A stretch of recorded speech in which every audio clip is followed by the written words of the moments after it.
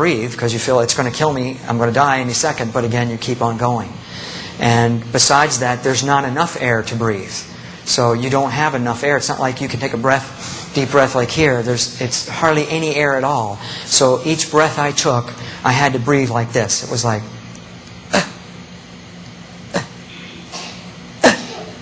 just like that. Barely could get any. So you're going to die any second from not enough air. But you keep going. So another one of these things you have to endure in hell. And you have to endure, like I said, the heat and the fear. You know, Psalm 73:18 talks about, you cast them down into destruction where they're utterly consumed with terrors. And you are consumed with terrors. Lying on the floor, being helpless, I had no strength in my body. But even if I did, I couldn't have fallen off that thing anyway. But still, you feel like you'd want to have some kind of strength, and you don't. You're void of all strength. And to give just a couple scriptures, I want to back up and give you a few scriptures because that's what's important to me. In Isaiah 24:22, it says, they shall be gathered together as prisoners are gathered in the pit and shall be shut up in the prison. So it talks about prison cells. Proverbs 7:27 talks about going down to hell to the chambers of death. And the word chamber means inner rooms. And the bars, Jonah 2:6 talks about the earth with her bars was about me forever. Yet thou hast brought up my life from corruption. And most of the commentators, the Tyndale Old Testament and the New International and some others, believe that Jonah did experience, she went to Sheol. He was right on the outside of hell. Or some believe he was inside the gate. So there is somebody in the Bible that did experience hell, Jonah. And he said in Jonah 2:2, in hell I cried out. So he's someone that experienced hell. And he talks about the bars of hell. And Job 17:16 talks about they shall go down to the bars of the pit. And it's talking about actual metal bars. So, scriptures to support that. No strength is talked about in Isaiah 14:9, talks about hell from beneath is moved to meet thee at thy coming. They will say, art thou become weak as we? And the word weak is the same word in Judges 16:7 where Samson lost his strength when his hair was cut off. He became weak. And Psalms 88:4 talks about, I am counted with them that go down into the pit. I am as a man that has no strength. Anyway, I could give you scripture for every point all the way through like this, which I love to do. But it just detracts from me telling the story. So I'll just have to make reference to a few of them. We put all of them in the book, and that's what I wanted to, was the important thing to have in the book is the scripture. These creatures were blaspheming God. They were cursing God. And I understood what they were saying. I don't know what language it was, but I could understand them. And they had a hatred for God. And they turned their attention towards me and had that same hatred for me. And I wondered, what have I done to them? But they had this extreme hatred. And so that big one that you saw, picked me up and grabbed me and threw me into the wall. Like I weighed nothing. And I felt my bones break. And you have a body in hell. Matthew 10:28 says, fear him which is able to destroy both soul and body in hell. And there's a lot of other scriptures I could give you. But anyway, I felt the bones break. I felt pain. But the pain was masked somehow. I knew it was blocked. That I didn't feel all of it. And God blocked most of the pain. He let me feel a little bit of the pain just to be able to relate to people that you do feel pain in hell. It's not allegorical, metaphorical. It's real pain. And so I felt the bones break. I fell on the floor. And the other one with those razor sharp fins all over its body picked me up and grabbed me from behind like a rag doll. And it just dug its claws into my chest and just tore open my flesh. Ripped it right open.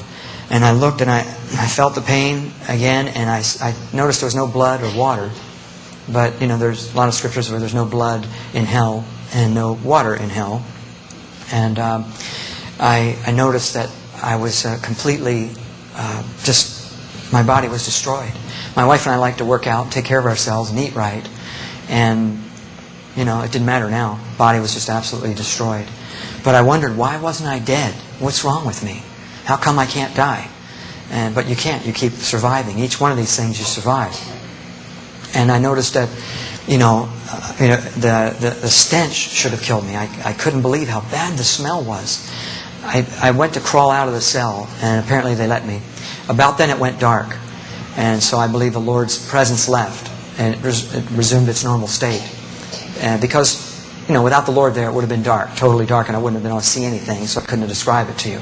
So when I got out of the cell, it was absolutely pitch black, like a darkness which was beyond any darkness you could imagine. And I've been in some coal mines in Arizona and so forth, where it's way down deep dark. This was different than that. It was an evil presence about the darkness, an eeriness. You know, Exodus 10:21 talks about a darkness which may be felt. You could feel the darkness, and it was evil. Again, enough to terrify you, and just the fear should kill you. But you keep living. I looked to the right, and I could see just a little bit, because there were flames shooting high in the sky that was about 10 miles away from me. I knew it was 10 miles away. I don't know how I knew, but again, there's certain things you know in hell. Your senses are keener. You have a little better understanding than you would here. And even Erwin Lutzer, one of the scholars of today, who wrote a book, 1 Minute After You Die, he even said those in Sheol have heightened perceptions and a better understanding. And he's a scholar. I don't know how he determined that, but it's true, you do. So I knew that the flames were about 10 miles away, and it lit up the skyline just a little bit. Not like it would be here, because it was a mile across. This pit of fire was 1 mile across, so that's a lot of fire. It would light up the whole area if it was here on Earth. But down deep in the earth, the light did not travel. So I could just see barely, and it was all desolate, barren wasteland. Nothing. No greenery, not one green thing, just rock, barren, desolate. And there's scripture for all that. Isaiah 59:10 talks about we are in desolate places as dead men. And so one of these creatures grabbed me and drug me back into the cell. And this one began to crush my head, and it just crushed my head flat. Now, how would I live with my head flattened? I don't know. I don't know if it resumed or what, but I felt my head get crushed. And again, I know the pain was masked. It was blocked. It would have been way worse than what I felt. But the Lord allowed me to feel some of it, to explain to people that there is pain. But anyway, there was 2 more that walked into the cell. I didn't see them because it was dark, but I just knew there were 2 more. And they each grabbed an arm and a leg, and were going to tear my legs and arms off. And I just thought, I can't take this. I can't take this. And right then, something grabbed me and pulled me out of the cell and placed me over next to that pit of fire that I saw. And so I was so glad to be rescued out of that pit. For a second, I had some peace. And it was the Lord, of course, that took me out of there, but I didn't know that then. So as I was placed over by the pit of fire, then I could see all the people. There were people inside the pit, screaming, people burning. And I could see the outlines of people, their skeleton form that would just look like skeletons. I couldn't tell if there was any flesh on the people, just like skeleton forms. And they were all adult size in skeleton forms. I didn't see that there were any small frames of people, so I believe there were no children there. And also the screams were all screams of adults. You know, you could tell the difference in the kid scream. And it was deafening. The screams were so loud because there's millions of people there. So, you know, have you ever heard one person scream? How irritating that can be, someone scream in terror. Okay, well, imagine millions and millions of people screaming in terror. It's terrible.